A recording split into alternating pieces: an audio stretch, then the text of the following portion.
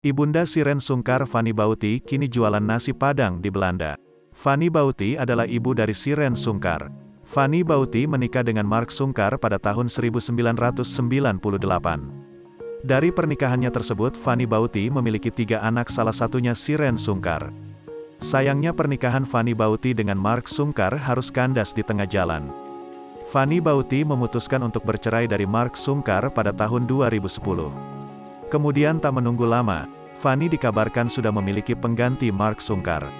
Fanny Bauti menikah dengan seorang pria bernama Romedy di tahun yang sama. Namun sayang lagi-lagi pernikahan keduanya hanya bertahan selama 2 tahun.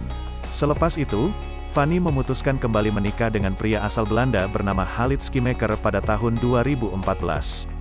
Tak hanya itu, sang suami juga memboyong Fanny untuk menetap di Belanda.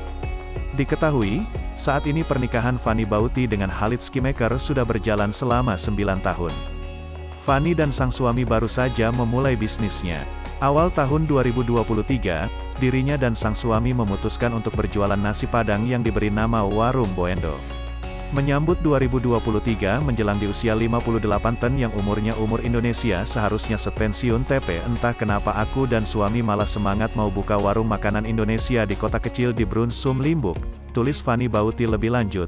Fanny juga mengungkapkan alasannya membuka bisnis kuliner di usia senja.